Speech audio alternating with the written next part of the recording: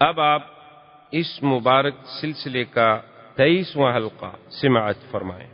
تو اس نے ایک کافر سے کہا کہ یار دیکھو چلو میں قیدی تو ہوں، تمہارے ساتھ واپس بھی جا رہا ہوں، یہ تلوار تم نے کہاں سے لی ہے؟ انہوں نے کہا کمال کرتے یار، ہم تو سردار لوگ ہیں، یہ تو بڑی قیمتی تھے۔ انہوں نے کہا واقعی میں نے اپنی زندگی میں ایسی اچھی تلوار کسی کے پاس نہیں دیکھی، تم ہو بڑے باذوق، کوئی معلوم ہوتا ہے کہ بڑے جنگجو اور بڑے شاہ سوار آدمی ہو، تلوار کا رکھنا سمجھنا، اور پھر اس کا لوا ایسا ہو، اس کی انداز ایسا ہو، ایسی تلوار میں نے آج تک کسی کے پاس نہیں دیکھی۔ تو اس نے کہا کہ ہاں نہیں، ایسی تلواریں بہت کم ہوتی ہیں، اور میں نے اتنی بڑی قیمت کے ساتھ خریدی تھی۔ وہ باتوں میں آ گیا، باتوں میں آیا تو آپ نے کہا کہ یار یہ مجھے دکھا سکتے ہو؟ دیکھ سکتے ہو؟ میں قیدی ہوں، کیا کروں؟ انہوں نے کہا وہ بات ہی نہیں، دیکھو۔ انہوں نے کہا ہم دو ہیں، ہمارے ہاتھوں میں تلوار ہے، اس کا ایک ہاتھ ہم نے باندھا ہوا ہے، ایک ہاتھ ہے، کیا کر لے گا؟ تلوار دے دی تو بس تلوار دیکھتے دیکھتے باری تلوار ایک کی تو گردن اڑ گئی، دوسرا بھاگ گیا، ایک کافر مر گیا، دوسرا بھاگ گیا، ابھی بزید پھر واپس مدینہ۔ السلام علیکم یا رسول اللہ، تم کیسے آ گئے بھائی؟ اس نے کہا حضور دیکھیں، آپ نے اپنا وعدہ پورا کر دیا کہ میں مکے سے بھاگ کے آیا، کافروں نے مطالبہ کیا، آپ نے مجھے واپس کر دیا اور میں واپس چلا گیا۔ اب اگر ان سے لڑ بھڑ کے مار مور کے میں خود واپس آ جاؤں تو اب آپ کا معاہدہ تو پورا ہو چکا ہے، اب آپ مجھے اب نہیں واپس بھیج سکتے۔ ایک دفعہ آپ نے مجھے بھیج دیا، حضور نے فرمایا ان ھذا الرجل مسر حرب، یار یہ تو ایسا بندہ ہے کہ آگ جنگ کو بھڑکانے والا بندہ ہے، تو اس کے دماغ میں ہر وقت کی لڑائی بڑھائی کی فکر رہتا ہے۔ آپ نے فرمایا کہ نہیں، بالکل ہم تمہیں واپس کریں۔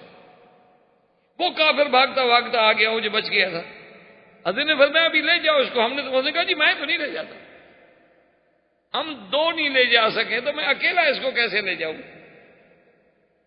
حضور نے فرمایا دیکھو ہم اپنے معاہدے پر پابند ہیں، آپ دو آئے مانگا ہم نے دے دیا، اب تم اکیلے ہو لے جاؤ، اگر تم پھر کوئی بندے لے کے آتے ہو پھر لے جاؤ، ہم اپنے معاہدے پر بہرحال پابند ہیں، ہم نے معاہدہ نہیں توڑا۔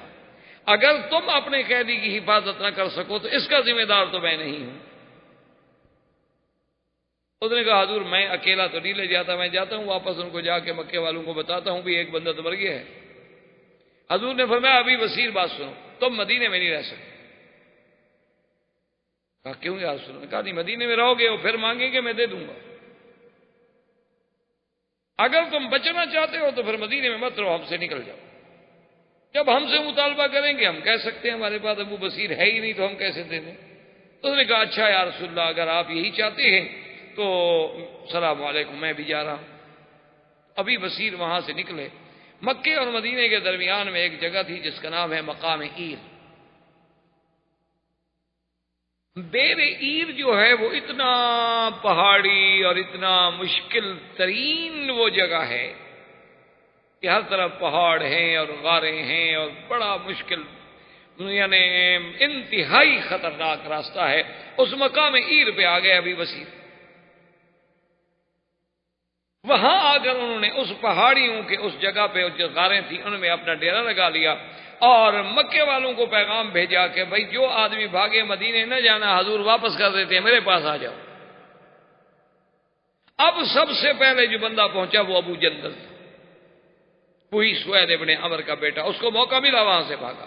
اس نے کہا مدینے جاتا ہوں، حضور واپس کر دیں گے، چلو ابھی بصیر کو ڈھونڈو۔ وہ ڈھونڈتا ڈھونڈتا پہاڑوں میں آ گیا، چند دنوں میں 70 آدمی مسلمانوں کے اس عیر پہ جمع ہو گئے۔ جب 70 آدمی جمع ہو گئے تو انہوں نے کہا بھی ہم خاموش کیوں بیٹھے، جو قافلہ نکلے قریش کا ڈاکہ مارو، ہمارا کیا تعلق ہے، ہم تو معاہدے میں پابند نہیں ہیں نا، ہم تو مکے سے بھاگے ہوئے لوگ ہیں، مدینے ہم گئے نہیں، تو ہم تو معاہدے کے کوئی پابند نہیں۔ معاہدے کے پابند ہیں وہ لوگ جو مدینے منورہ میں حضور کے ساتھ ہیں۔ ہم نے نہ سلو کی، جب سلو ہو رہی تھی ہم تو قید میں تھے، اور ادھر بھی ہم اسی ڈر سے نہیں جاتے کہ حضور ہمیں واپس کر دیں گے۔ تو انہوں نے جناب اتنا کافروں کو ستایا نا جی کہ ابو سفیان وفد لے کے مکے سے خود مدینے منورہ آیا اور اس نے کہا حضور وہ جو معاہدے میں سلو ہے نا کہ جو آدمی ہم سے بھاگ کے آئے ہم واپس دیں گے، ہم اس سلو کو خود ختم کرتے ہیں، مہربانی کریں اس کو کاٹ دیں، ہمیں نہیں چاہیے، جو آتا ہے مدینے رہے آپ کے پاس، کیونکہ آپ کے پاس ہوگا تو کم از کم آپ سنبھالیں گے تو صحیح نا اس کو۔ یہ جو راستے میں رہ رہے ہیں ان کو کون سنبھالے گا؟ نہ ہم سے بھاگ گئے، آپ کے پاس آتے نہیں، اس لیے مہربانی کریں اور شرط کو ختم کریں۔ حضور نے فرمایا تمہاری مرضی، تم لوگوں نے شرط رکھی تھی، میں نے قبول کر لی، اور اگر تم شرط ختم کرنا چاہتے ہو تو معاہدے پر شرط کو کاٹ دو۔ ابو سفیان نے کہا ہاں جی بالکل کاٹ دیں، ہم مطالبہ کرتے ہیں ختم کرنے کا، آپ نے تو مطالبہ نہیں کیا۔ حضور نے فرمایا عمر آج سمجھ آ گئی ہے جو تم کہتے تھے کہ اتنی کمزور شرط ہم کیوں قبول کر رہے ہیں، آج بتاؤ ابو سفیان وہ شرط کٹوانے آیا ہے کہ ہم گئے ہیں شرط کٹوانے کے لیے؟ جو بات میں نے کہی تھی وہ ٹھیک تھی کہ غلط تھی؟ اس نے کہا حضور بالکل، واقعی اللہ کے رسول کی جو بات ہوتی ہے وہ ایک عام بندے کی فکر اور سوچ تو وہاں نہیں پہنچتی۔ تو وہ شرط جو تھی ختم ہو گئی اور ابو سفیان جو تھے واپس چلے گئے۔ حضور صلی اللہ علیہ وسلم نے اسی اثنا میں، کیونکہ قرآن پاک میں اشارہ ہو چکا تھا نا کہ آپ کو ایک فتح ان قریب، بہت جلد ایک فتح ہم آپ کو دیں گے، اس کے اشارات کے مطابق، اللہ کی وحی کے مطابق حضور صلی اللہ علیہ وسلم نے خیبر کا اعلان فرما دیا کہ ہم نے خیبر میں چلنا، اور یہ اول غزوۃ الذی ما ورا بها رسول اللہ، یہ پہلا غزوہ ہے جس میں حضور پاک نے اپنی بات کو چھپایا نہیں، ورنہ حضور صلی اللہ علیہ وسلم اگر کبھی غزوے پر تشریف لے جاتے تو کبھی صحابہ پہ ظاہر نہیں کرتے تھے کہ ہم نے کہاں جانا ہے۔ جانا مثلا مشرق میں ہوتا تھا تو کہتے تھے مغرب، اور مغرب میں ہوتا تھا تو مشرق، اصل بات واضح نہیں ہوتی تھی جب تک کہ سفر شروع نہ ہو، تاکہ دشمن تیار نہ ہو جائے۔ یہ پہلا موقع ہے غزوہ خیبر کا کہ حضور نے کہا سب کو بتا۔ حضور نے فرمایا کہ بالکل ہم نے خیبر جانا ہے۔ اور خیبر میں اصل وجہ کیا تھی؟ اصل قوت جو تھی نا کفر کی وہ تو خیبر میں تھی، کیونکہ آپ سیرت رسول پاک صلی اللہ علیہ وسلم میں پڑھ چکے ہیں کہ حضور صلی اللہ علیہ وسلم نے بنی نظیر جو تھے ان کو اجازت دیتی تھی کہ سامان لے کے بس مدینے سے نکل جائے، وہ آ گئے تھے خیبر میں۔ بنی قریظہ جو تھے ان کے تو آدمی قتل کر دیے گئے، بنو نظیر جو تھے ان کو وہاں سے اجلا کیا گیا، یعنی نکالا گیا، جلا وطن کیا گیا، لیکن قتل نہیں کیا گیا، وہ اپنی پوری قوت لے کر خیبر میں۔ اور بنی قینقاع یہ بھی قبیلہ ہے یہود کا، اس کے لوگ جو تھے وہ مدینے میں رہ گئے، کیونکہ حضور نے عبداللہ ابن ابی کو دے دیا کہ تمہارے حلیف ہیں تو چلو ہم ان کو چھٹی دیتے ہیں، کچھ نہیں کہتے، وہ مدینے میں رہ گئے۔ اور یہ بنو نذیر ہی تھے جن کے بڑے بڑے لیڈر جو تھے ہوئی ابن اخطب، اور اس کے بعد جناب ان کا سلام ابن مشکم، اس کے بعد ابن ابی الحقیق، یہ بڑے بڑے لوگ جو تھے یہی تو تھے جنہوں نے جا کے قریش کو ابھارا، قریش کا لشکر تیار کیا، بنو غطفان کو ابھارا، بنو فزارہ کو ابھارا، بنو سلیم کو ابھارا، اور احزاب کو جمع کر کے خندق کے موقع پر مدینے پہ چڑھائی کی۔ اس کا اصل سبب تو یہ بنو نذیر تھے، خیبر والے۔ تو حضور صلی اللہ علیہ وسلم نے حکم دیا کہ ہم نے خیبر جانا، اور ساتھ اللہ کے نبی نے ایک حکم جاری فرمایا کہ لا یخرج معنا الا من خرج معنا بالحدیبیہ، کہ خیبر کے لیے صرف ہمارے ساتھ وہ لوگ جائیں گے جو حدیبیہ میں ساتھ، اس کے علاوہ اور نہیں۔ کیوں؟ حدیبیہ میں گئے، عمرہ نہ ہوا، واپس آ گئے، تو حضور پاک یہ چاہتے تھے کہ اب جو اللہ غنیمت دے، فتح دے، تو انہی لوگوں کو ملے، کیونکہ وہ اتنا مشقت کا سفر کر چکے۔ اب جناب اعراب آ گئے، وہ جو ظاہر میں اسلام اور اندر میں کفر رکھتے تھے اعراب۔ وَمِمَّنْ حَوْلَكُمْ مِنَ الْأَعْرَابِ مُنَافِقُونَ وَمِنْ أَهْلِ الْمَدِينَةِ مَرَدُوا عَلَى النِّفَاقِ لَا تَعْلَمُهُمْ نَحْنُ نَعْلَمُهُمْ سَنُعَذِّبُهُم مَّرَّتَيْنِ ثُمَّ يُرَدُّونَ إِلَىٰ عَذَابٍ عَظِيمٍ۔ وہ اعراب آ گئے، انہوں نے کہا کہ یا رسول اللہ صلی اللہ علیہ وسلم، ہمیں معلوم ہوا ہے کہ آپ خیبر کے لیے تشریف لے جا رہے ہیں، تو حضور ہمیں حکم دیں، ہم بھی تو جہاد میں شریک ہیں۔ حضور نے فرمایا آپ کو پتہ نہیں میں نے اعلان کیا ہے کہ جو حدیبیہ میں ساتھ تھے صرف وہ لوگ جائیں گے. انہوں نے کہا حضور یعنی آپ ہمیں جہاد سے شہادت سے اتنے بڑے موقع سے اصل میں وہ سن چکے تھے کہ اللہ کا وعدہ ہے کہ حضور کو فتح ملے گی. انہوں نے کہا اب تو فتح کا موقع ہے تو اب تو غنیمت حاصل کرنے کا وقت ہے نا, آپ پیچھے کیوں رہیں؟ کیونکہ جہاں پیسہ ملتا ہو وہاں تو پھر آدمی بڑی سے بڑی قربانیاں کرتا ہے. حضرت احتشام الکتھانوی رحمۃ اللہ علیہ کبھی کبھی بطور لطیفہ سنایا کرتے تھے. وہ کہتے کہ یہ ہمارے بعض کاروباری لوگ جیسے میمن ہوتے ہیں, کاٹھیا واڑی ہوتے ہیں, چنیوٹ کے شیخ ہوتے ہیں, بوہری ہوتے ہیں, بڑے کاروباری بزنس مین لوگ ہوتے ہیں کہ تو خون میں کاروبار ہوتا ہے نا. تو انہوں نے کہا کہ لطیفے کے طور پہ کہ ان کا ایک آدمی مر گیا, اللہ کے دربار میں پیشی ہوئی تو ملائکہ نے کہا حضور اللہ میاں اس کے تو نیکیاں اور گناہ برابر سرابر ہو گئے, اب نیکیاں زیادہ ہوتی تو جنت میں جاتا, گناہ زیادہ ہوتے تو جہنم میں جاتا, اب یہ کہاں جائے, یہ تو برابر ہو گئے. تو اس نے ملائکہ نے جب عرض کیا اللہ نے فرمایا اچھا اس سے پوچھو یہ کیا چاہتا ہے کہ بھائی تمہاری گناہ اور نیکیاں برابر ہوں گی. قاعدہ یہ ہے کہ نیکیاں زیادہ جنت, گناہ زیادہ تو جہنم. اب ہو گیا معاملہ تمہارا برابر, اب بتاؤ تم کیا چاہتے ہو؟ اس نے کہا اللہ میاں جہاں 2 ٹکے کا فائدہ ہو وہاں بھیج دیجیے. اصل بات تو صرف یہ ہے کہ جہاں 2 ٹکے کا فائدہ ہو ہمیں وہاں بھیج دیں, ہمیں جنت جہنم سے کوئی مسئلہ نہیں. جیسے ہمارے ارائی ہوتے ہیں, ارائی برادری ہے نا, ارائی جو کہلاتے ہیں, وہ بھی کہا کرتے ہیں, چودھری محمد علی وزیر اعظم جو ہوتے تھے وہ کہتے ہیں ہماری قوم ایسی ہے کہ نعوذ باللہ ثم نعوذ باللہ, اللہ میاں اگر ان کو جہنم بھیجنے کا فیصلہ کرتے ہیں تو وہ کہیں کہ اللہ میاں پانی کا انتظام کر دیں, باقی جہنم میں بھی ہم کھیتی باڑی کر لیں گے, آپ صرف پانی کا بندوبست کر دیں, پانی مل جائے تو پھر زمین بنانے کے ہم ماہر ہیں. تو بہرحال کہنے کا مقصد یہ تھا کہ اب چونکہ ذاتی لالچ, انہوں نے کہا حضور مہربانی کریں ہمیں تو جہاد سے محروم نہ کریں. حضور نے فرمایا اچھا ایک فیصلہ, اگر آپ لوگوں کو واقعی جذبہ جہاد ہے اور شوق شہادت ہے تو آپ جا سکتے ہیں خیبر ہمارے ساتھ, لیکن جو غنیمت کا مال ہوگا وہ تمہیں نہیں ملے گا, وہ صرف ان کو ملے گا جو حدیبیہ میں سے. انہوں نے کہا اچھا اچھی بات ہے جی, پھر سوچتے ہیں, کیونکہ اب تمہارے غنیمت نہیں ملا, اب کیسے جائیں. اب جناب ختم ہو گئے. اب حضور صلی اللہ علیہ وسلم نے خیبر کے لیے تیاری فرمائی تو پورے اپنے اسی لشکر کو ساتھ لیا جو لشکر آپ کے ساتھ حدیبیہ میں تھا. صرف روایات میں آتا ہے کہ 5 آدمی پیچھے رہ گئے جو بیمار تھے, وہ واقعتاً معذور تھے, وہ نہ جا سکے. حضور صلی اللہ علیہ وسلم نے جب یہاں سے اپنے سفر کا ارادہ کیا تو یہ سفر محرم میں شروع ہوا 7 ہجری, لیکن محرم کے مہینے میں جنگ نہیں ہو سکتی کیونکہ محرم کا مہینہ جو ہے وہ اشہر حرم میں تھا جس میں جنگ کرنا منع ہے. لیکن حضور کا مقصد یہ تھا کہ چونکہ ایک تو سفر ہے اور پھر اونٹوں کا سفر ہے, کوئی کار پہ یا ہوائی جہاز پہ تو جانا نہیں ہے, تو لہذا یہ ہے کہ اتنے وقت تک ہم استعداد پیدا کریں گے, لیکن لڑائی تو سفر میں ہوگی, لڑائی تو محرم میں نہیں ہوگی. اور بنی قینقاع جو تھے وہ جو یہودیوں کا ایک چھوٹا سا قبیلہ رہ گیا تھا مدینہ منورہ میں, ان کو جب پتہ چلا کہ حضور پاک تو خیبر کے لیے جا رہے ہیں تو ان بدبختوں نے فوراً ایک آدمی بھیجا خیبر کہ تم تیار ہو جاؤ, اللہ کے نبی آ رہے ہیں.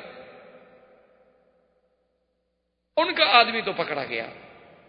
عبداللہ ابن ابی ابن سلول جو رئیس المنافقین تھا, اس نے بنی اشجع کے ایک آدمی کو بھیجا, وہ پہنچ گیا, اس نے جا کے خیبر اطلاع کر دی کہ اللہ کے نبی آ رہے ہیں, تیار ہو جاؤ. اب انہوں نے بڑے بڑے لوگوں کو اکٹھا کیا کہ ہم کیا کریں. سنا یہ ہے کہ مدینہ منورہ سے حضور صلی اللہ علیہ وسلم آنے والے ہیں, سفر شروع ہو گیا ہے, تو اب ہمارے سامنے 2 راستے. ایک راستہ تو یہ ہے کہ ہم اپنے قلعوں کے اندر بند ہو جائیں اور مقابلہ کریں, ہم تو اپنے گھر میں بیٹھے ہوئے. اور ان کے بڑے بڑے قلعے تھے, جو 6 قلعے جو ہیں وہ تو بہت معروف تھے, لیکن اس کے علاوہ بھی اور قلعے تھے, لیکن یہ 6 قلعے جو ہیں تو بہت بڑے بڑے قلعے, بہت ان کی عظیم دیواریں تھیں, اوپر مورچے لگے ہوئے تھے اور بالکل محفوظ تھے کہ اندر بیٹھ کے آپ فائر کر سکتے ہیں, آپ تیر چلا سکتے ہیں, آپ نیزہ پھینک سکتے ہیں. نیچے والا آدمی تو اتنی اونچی نہیں مار سکتا. تو سلام ابن مشکم نے اور کچھ یہودیوں نے کہا، انہوں نے کہا کہ بات سنو، ہماری رائے یہ ہے کہ بجائے اس کے کہ حضور صلی اللہ علیہ وسلم کا لشکر آ کر ہمارا محاصرہ کر لے، ہم خود نکل کے حملہ کریں۔ ہمارے پاس طاقت ہے اور ہمیں پتہ لگا ہے کہ حضور کے ساتھ وہی 1400 آدمی ہیں صرف۔ اور ایک روایت میں ہے کہ سلام ابن مشکم جو یہودی تھا ان کا، اس نے کہا کہ بات سنو، میں نے جو اپنے علم کے ساتھ پڑھا ہے اور کچھ میں نے خواب دیکھا ہے اور کچھ میں نے اپنا حساب کتاب لگایا ہے، مجھے یہ خبر ملی ہے کہ یہود جو ہیں 2 مقام پہ ذبح ہوں گے، ایک دفعہ مدینے میں اور ایک دفعہ خیبر میں۔ مدینے میں تو ہم ہو چکے، بنی قریظہ 700 مقاتل ذبح کر دیا گیا، اور اب ہی معلوم ہوتا ہے کہ ہمارا خیبر والا نمبر بھی آ رہا ہے۔ اس لیے بہتر یہی ہے کہ ہم ہجوم کریں، لڑیں، مقابلہ کریں، کہ مرنا ہی ہے تو پھر عزت سے تو مریں۔ انہوں نے کہا اچھا اسی رائے پر غور کریں، ابھی تو بہرحال ان کو پہنچنے میں بھی 10-15 دن تو پہنچنے میں لگ جائیں گے، قافلہ چلتا ہے آہستہ آہستہ۔ انہوں نے اپنا آدمی بھیجا بنی غطفان قبیلے کے پاس، عیینۃ ابن حصن کے پاس کہ بھی تم ہماری مدد کے لیے آؤ۔ اور بنی غطفان جو تھے ان کے پاس 4000 آدمی تھا، لڑاکا۔ اچھا یہ عیینۃ ابن حصن جو ہے اس کو حضور فرماتے تھے احمق المطاع، کہ یہ ہے تو بڑا احمق لیکن اپنی برادری میں اس کی بات مانی جاتی ہے ایسا آدمی کہ اس کے کہنے سے 4000 آدمی مارنے کے لیے تیار ہو جاتا ہے، لیکن خود احمق ہے، کوئی اچھی بات سوچ نہیں سکتا۔ اس کو جب پتا چلا تو اس نے کہا کہ ٹھیک ہے، یہودیوں کو خبر بھیجی کہ چونکہ آپ ہمارے حلیف ہیں، ہم تمہارے حلیف ہیں، تمہارے اوپر اگر چڑھائی ہو گئی ہے تو ہم آ رہے ہیں۔ حضور صلی اللہ علیہ وسلم کو پتا چلا کہ اب یہ حالت تو بڑی مشکل ہو گئی ہے کہ آگے ہم جا رہے ہیں تو آگے تو لشکر ہوگا اپنا یہودیوں کا، اور غطفان پیچھے چلیں گے، اس کا مطلب ہے کہ ہم تو 2 لشکروں کے درمیان میں آ جائیں گے، پیچھے سے بنو غطفان کا 4000 لڑاکا اور آگے یہود۔ حضور صلی اللہ علیہ وسلم نے فرمایا اپنے صحابہ میں سے کون ہے جو مجھے یہ بتلائے کہ ہم چاہتے ہیں کہ شرق شمال کی طرف سے ہم حملہ کریں خیبر پہ، میں جانب غرب سے خیبر پہ حملہ کرنا نہیں چاہتا۔ اب دیکھیں کتنی دور کی سوچ۔ وجہ یہ تھی کہ شرق شمال جو ہے یہی راستہ تھا شام کا، کہ اگر یہود شکست کھائیں تو شام بھاگ جائیں گے، لیکن اسی راستے سے اگر مسلمانوں کی فوجیں بیٹھی ہوں گی تو بھاگ سکتے نہیں، باقی کوئی راستہ ان کو بھاگنے کا نہیں ملتا شام کے علاوہ۔ ایک صحابی نے کہا حضور مجھے اس راستے کا پتہ ہے، اس راستے سے میں لے چلوں۔ حضور پاک نے بھی ایک آدمی کو بھیجا کہ بنی غطفان کے اس عیینۃ ابن حصن سے بات کرو کہ بدبخت تم کیوں لڑنے آ رہے، تمہارے ساتھ تو ہماری کوئی لڑائی نہیں،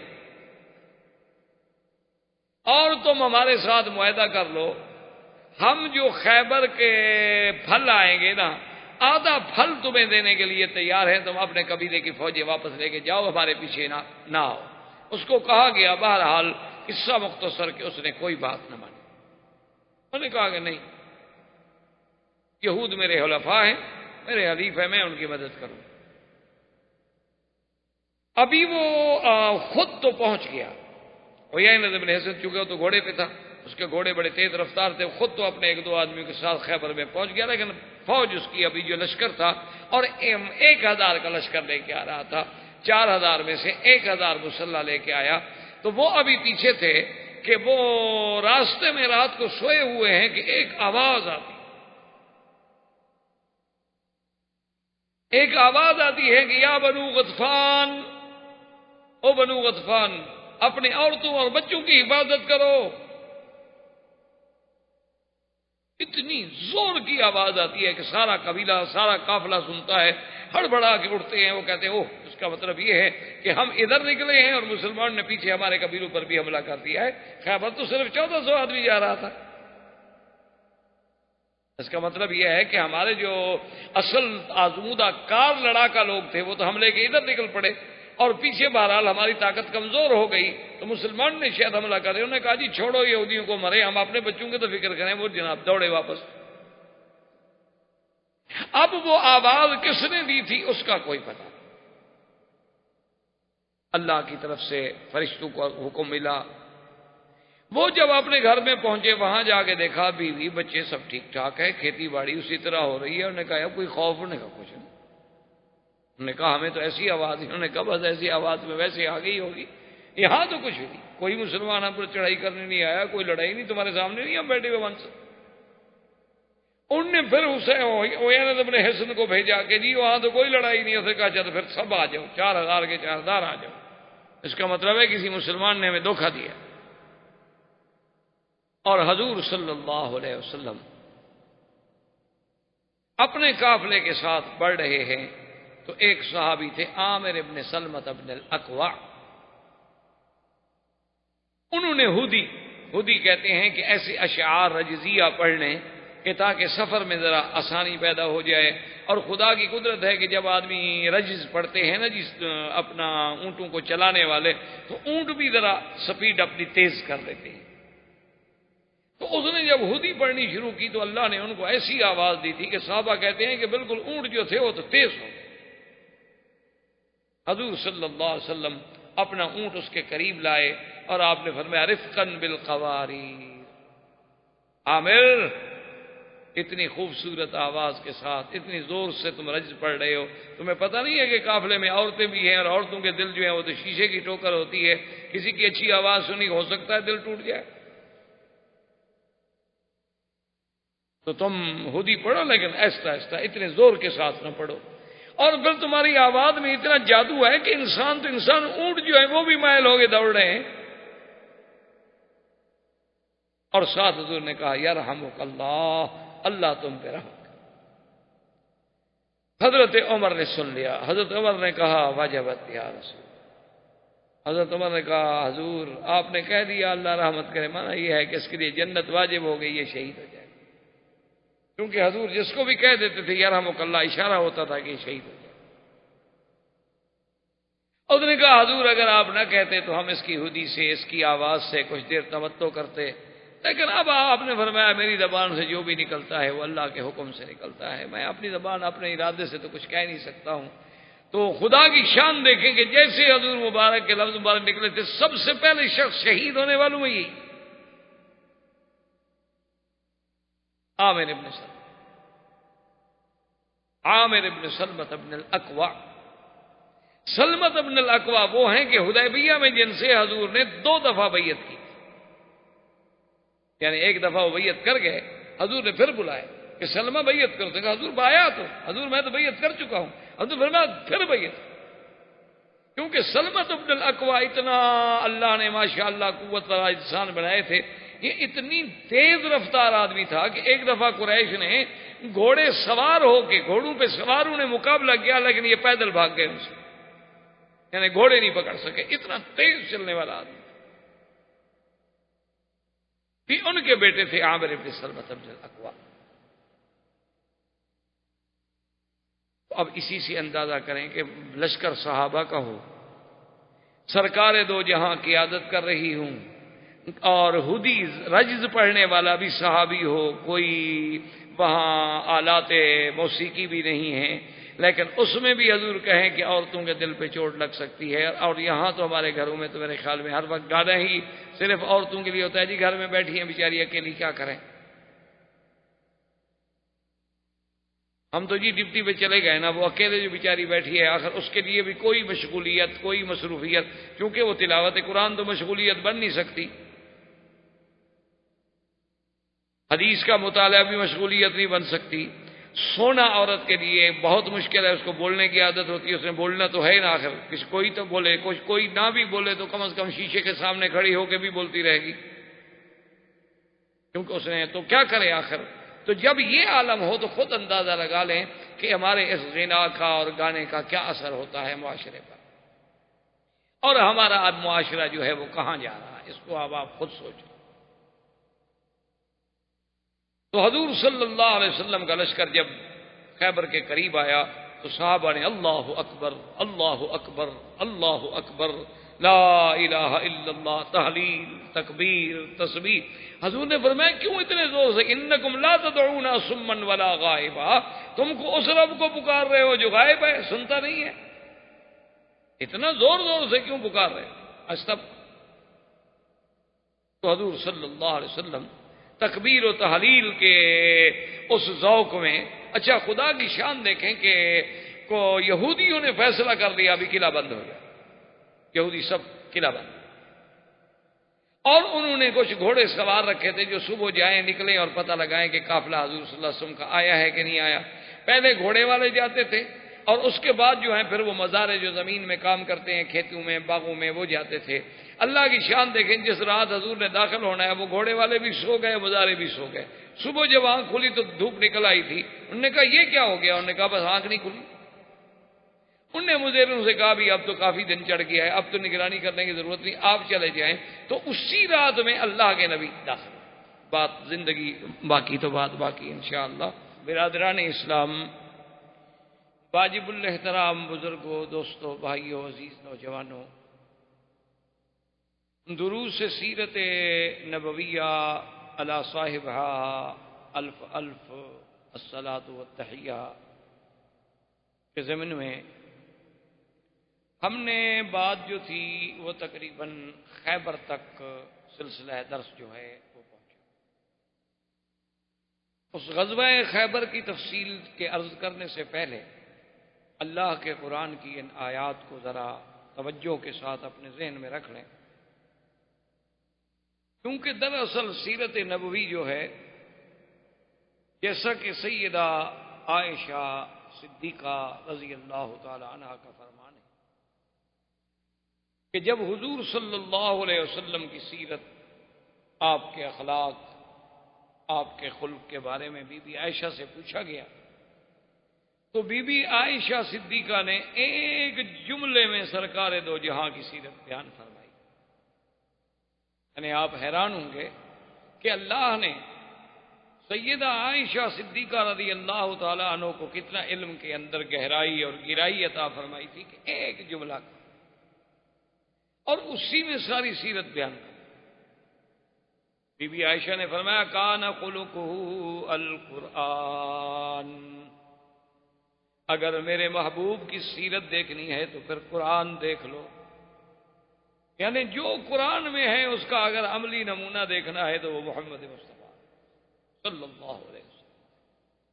تو اصل دروس سیرت کا مقصد ہی یہ ہوتا ہے کہ ہمیں اللہ کے قرآن کی سمجھ آئے اور حضور صلی اللہ علیہ وسلم کی سیرت کا ہر پہلو جو ہے وہ قیامت تک کے لیے ہمارے لیے باعث اتباع ہے، اور ہم اس سے سیکھیں کہ سرکار دو جہاں کا صلح میں کیا کردار تھا، جنگ میں کیا کردار تھا، آپ کا محبت میں کیا کردار تھا، غصے میں کیا کردار تھا، سفر میں آپ کا کیا عمل تھا، حضر میں آپ کا کیا عمل تھا، اصحاب کے ساتھ کیا محبت تھی، اعداء کے ساتھ معاملہ کیسے تھا، امانت، صداقت، دیانت، وفا، شجاعت، ہر پہلو جو ہے بندے کی نظر میں آئے، اور وہ پہلو صرف نظر میں نہ آئے بلکہ حضور کی سیرت کو وہ اپنے لیے مقتدا سمجھے کہ مجھے بھی اللہ تبارک و تعالی ان حالات میں اس کے مطابق عمل کرنے کی توفیق۔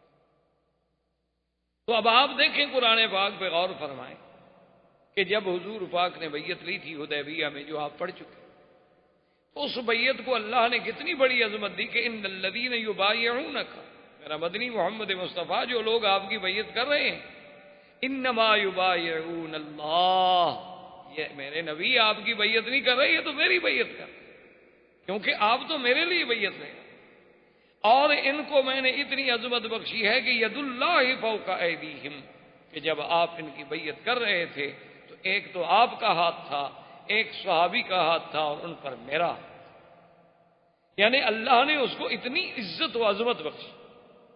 اسی لیے اب حضور صلی اللہ علیہ وسلم نے جب غزوہ خیبر کے لیے تیاری کی تو آپ نے فرمایا کہ غزوہ خیبر میں صرف وہ لوگ میرے ساتھ جائیں گے جو حدیبیہ میں، اب جو لوگ حدیبیہ میں نہیں آئے تھے، جو اعراب رہ گئے تھے، ان کو پتا تھا کہ 1400 آدمی ہیں اور کوئی تیاری نہیں ہے اور مکہ جا رہے ہیں اور دشمن نے ان کو واپس تھوڑے آنے دینا ہے، تو ڈر کے مارے نہیں آئے تھے۔ اب جب پتہ لگا کہ حضور خیبر جا رہے ہیں اور ان کو یہ بھی سنائی خبر دے گئی کہ اللہ نے نبی سے خیبر کے فتح ہونے کا وعدہ بھی کر لیا ہے، اللہ نے قرآن میں کہہ دیا ہے وَأَصَابَكُمْ فَتْحًا قَرِيبًا، ہم ایک بہت جلد آپ کو فتح نصیب کریں گے، تو اب وہ بھی آ گئے. اس کو قرآن نے ان الفاظ میں بیان فرمایا کہ سَيَقُولُ لَكَ الْمُخَلَّفُونَ مِنَ الْأَعْرَابِ شَغَلَتْنَا أَمْوَالُنَا وَأَهْلُونَا فَاسْتَغْفِرْ لَنَا. اب جو اعراب تھے پیچھے رہنے والے وہ آ گئے. انہوں نے کہا حضور ہمیں تو بچوں نے اور گھر کے معاملات نے اور حالات نے اور اشغال نے اتنا مجبور کر دیا تھا کہ حضور ہم پیچھے رہنا تو نہیں چاہتے تھے, ہم تو تڑپتے رہے, بس مجبور ہو گئے, غلطی ہو گئی, بس آپ اللہ سے ہمارے لیے بخشش مانگیں. تو اللہ نے فرمایا یقولون بألسنتهم ما ليس في قلوبهم, یہ جو کچھ کہہ رہے ہیں زبانوں سے کہہ رہے ہیں, ان کے دل کے اندر وہ بات نہیں ہے. قل فمن يملك لكم من الله شيئا ان اراد بكم ضرا او اراد بكم نفعا. میرے مدنی پاک آپ ان کو کہہ دیں کہ اللہ کے سوا پھر کون تمہارا مالک ہے اگر وہ تمہیں نفع دینا چاہے یا نقصان دینا چاہے. بل کان اللہ بما تعملون خبیرا, بلکہ اللہ تبارک و تعالیٰ جو کچھ تم کر رہے ہو اس کو جاننے والے ہیں, دیکھنے والے ہیں. اللہ کے آگے تو کوئی چیز چھپی ہوئی نہیں ہے. بل ظننتم ان لن ينقلب الرسول والمؤمنون الى اهلهم ابدا وزين ذلك في قلوبكم وظننتم ظن السوء وكنتم قوما بورا. اللہ نے فرمایا میرا نبی آپ ان کو کہہ دیں کہ تم لوگوں کا تو خیال یہ تھا کہ اب اللہ کا رسول پھر کبھی واپس نہیں آئیں گے مدینہ منورہ, ان کو تو مکے والے وہیں فنا کر دیں گے, وہیں قتل کر دیں گے. یہ جو تم نے برے برے خیال باندھے تھے, حالانکہ تم قوم خود ہو ہلاکت والی. فَمَن لَّمْ يُؤْمِن بِاللَّهِ وَرَسُولِهِ فَإِنَّا أَعْتَدْنَا لِلْكَافِرِينَ سَعِيرًا. جو اللہ کے رسول پہ ایمان نہ لائے اور کفر کی حالت میں مر جائے, ہم نے ان کافروں کے لیے جہنم کی آگ تیار کر رکھی ہے. وَلِلَّهِ مُلْكُ السَّمَاوَاتِ وَالْأَرْضِ يَغْفِرُ لِمَن يَشَاءُ وَيُعَذِّبُ مَن يَشَاءُ. آسمانوں زمینوں کا مالک اللہ تبارک و تعالی ہے, جس کو چاہے معاف کر دے, جس کو چاہے عذاب دے. وَكَانَ اللَّهُ غَفُورًا رَحِيمًا. سَيَقُولُ الْمُخَلَّفُونَ إِذَا انطَلَقْتُمْ إِلَى مَغَانِمَ لِتَأْخُذُوهَا ذَرُونَا نَتَّبِعْكُمْ. اب وہ پیچھے رہنے والے کہتے ہیں ان کو پتہ لگا کہ اب تو تم غنیمت حاصل کرو گے, خیبر فتح ہو جائے گا کہ جی ہمیں بھی ساتھ لے چلو, ہم تمہارے ساتھ ہیں. یریدون ان یبدلوا کلام اللہ, وہ یہ چاہتے ہیں کہ اللہ کا فیصلہ بدل دے. قل لن تتبعونا كذلكم قال اللہ من قبل فسيقولون بل تحسدوننا بل كانوا لا يفقهون الا قليلا. اللہ نے فرمایا میرا مدنی آپ ان کو کہہ دیں کہ تم ہمارے ساتھ ہرگز نہیں جا سکتے ہو. اب وہ کہتے ہیں اچھا تم ہمارے ساتھ حسد کرتے ہو کہ ہمیں بھی مال غنیمت مل جائے گا. اللہ نے فرمایا حسد کی بات نہیں, یہ جاہل ہیں, یہ بات کو سمجھتے نہیں.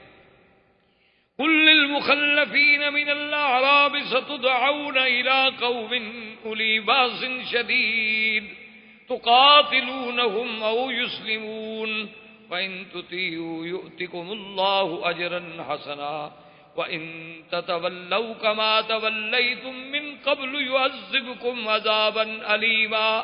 میرا مدنی آپ ان اعراب پیچھے رہنے والوں سے کہیں کہ بہت جلد اللہ تمہارا ایک قوم کے ساتھ مقابلہ کرائیں گے. ان کے ساتھ اگر تم نے صحیح معنی میں قتال کیا, صحیح معنی میں اللہ رسول کی اطاعت کی, تو اللہ تمہیں بہت بڑا اجر دیں گے. اور اگر اس وقت بھی تم پیٹھ دے کے بھاگے جیسے حدیبیہ میں بھاگے تھے, اللہ تبارک و تعالیٰ جو پھرے ان کے لیے عذاب ہے دردناک. ہاں یہ الگ بات ہے کوئی معذور ہو, لیس علی الاعمی حرج, اگر نابینا ہے تو کوئی بات نہیں. ولا علی الاعرج حرج, اگر کوئی لنگڑا ہے بیچارہ جی ہاتھ پہ نہیں جا سکتا تو وہ بھی معذور ہے. ولا علی المریض حرج, اگر کوئی بیمار ہے غریب نہیں جا سکتا اس پر بھی کوئی گناہ نہیں.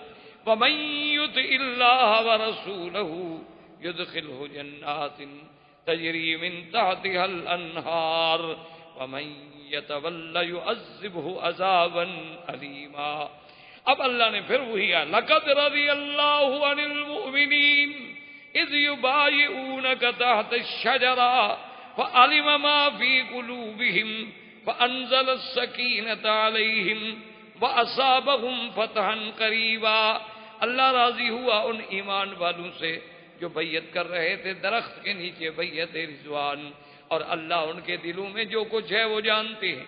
اللہ نے ان پہ رحمت بھیجی اور اللہ تبارک و تعالیٰ ان کو نصیب کریں گے فتح قریب. وَمَغَانِمَ كَثِيرَةً يَأْخُذُونَهَا وَكَانَ اللَّهُ عَزِيزًا حَكِيمًا. اور اللہ نے یہ بھی فرما دیا کہ اس کے علاوہ بھی ہم تمہیں اور بھی غنیمتیں عطا فرمائیں گے. وعدکم اللہ مغانم کثیرۃ تاخذونها واجل لکم هذه. البتہ یہ غنیمت اللہ نے جلدی تمہارے لیے مقرر کر دی. وکف ایدی الناس عنکم ولتکون آیۃ للمؤمنین ویہدیکم صراطا مستقیما. اب وہ وجہ بھی اللہ نے بیان کر دی کہ حدیبیہ میں آخر صلح پہ اللہ نے راضی کر لیا. حضور کی اونٹنی رک گئی. حضور نے فرمایا اس کو بھی اللہ نے روکا ہے جو حابس الفیل ہیں, جس نے ہاتھیوں کو روکا تھا. تو بھائی اس وقت آخر روکنے کی کیا حکمت تھی؟ اگر 313 کو اللہ 1000 پہ بدر میں غلبہ دے سکتے ہیں تو وہ تو پھر بھی 1400 تھے. اس وقت بھی اگر اللہ فرشتے اتار دیتے, لڑائی ہو جاتی, اللہ اپنے نبی کی مدد فرما دیتے, لیکن اس وقت لڑائی نہیں کرنے دی, صلح ہو گئی. وجہ کیا تھی وہ بھی بیان کر دی. اللہ نے فرمایا هم الذین کفروا وصدوکم عن المسجد الحرام. وہ کافر جنہوں نے تمہیں مسجد الحرام سے روکا. والہدی معکوفا ان یبلغ محلہ, جبکہ قربانی کے جانور بندھے ہوئے تھے کہ اپنے حرم میں جا کے ذبح ہو جائیں. اللہ نے فرمایا ولولا رجال مؤمنون ونساء مؤمنات لم تعلموهم ان تطؤوهم فتصيبكم منهم معرة بغير علم ليدخل الله في رحمته من يشاء لو تزيلوا لعذبنا الذين كفروا منهم عذابا أليما. اللہ نے فرمایا میرا مدنی اپنے صحابہ کو بتا دیں کہ اگر مکے میں مرد مسلمان اور عورتیں جن کا ایمان چھپا ہوا تھا اور تمہیں ان کا پتہ بھی نہیں تھا کہ کون مسلمان ہے اور کون کافر ہے, اگر وہ جنگ ہو جاتی اور وہ مسلمان تمہارے ہاتھوں سے مارے جاتے تو ساری زندگی تانا ملتا کہ مسلمان تو اپنوں کو بھی مار دیتی ہیں, یہ تو کلمہ پڑھنے والوں کو بھی قتل کر دیتی ہیں. اس وقت ہماری حکمت تھی کہ ہم نے تمہیں جنگ سے روک دیا, سلو کر دی. اور میں نے جیسے عرض کیا تھا کہ آپ اندازہ کریں کہ 13 سال نہیں بلکہ 19 سال میں اسلام اتنا نہ پھیلا جتنا حدیبیہ کی صلح کے بعد پھیلا. یعنی 19 سال میں تو 3000 آدمی مسلمان ہوتا ہے, صرف 2 سال صلح کے بعد 10,000 آدمی حضور صلی اللہ علیہ وسلم کے ساتھ فتح مکہ پہ جاتا ہے. تو یہ اس فتح کا مقام تھا. اب جب حضور نے خیبر کی تیاری کی, حضور نے فرمایا کہ اس میں صرف وہ لوگ شریک ہوں گے جو حدیبیہ میں شریک. اب اعراب نے زور لگایا کہ نہیں جی ہم بھی جاتے. حضور نے فرمایا کہ اچھا اگر تمہارا جذبہ جہاد اتنا صادق ہے تو پھر تم ہمارے ساتھ چلو, تمہیں چلنے کی اجازت ہے. لیکن اگر اللہ نے مہربانی کی, جو اللہ کا وعدہ ہے وہ سچا ہوگا اور خیبر فتح ہو گیا, اللہ نے ہمیں غنیمت دی, تو ہم مال غنیمت سے تمہیں کچھ نہیں دیں, بس تم ثواب حاصل کرو, شہادت حاصل کرو. اب جناب وہ پیچھے ہٹ گئے, وہ تو جا ہی غنیمت لینے کے لیے رہتے, وہ لڑنے کے لیے تو نہیں جا رہے.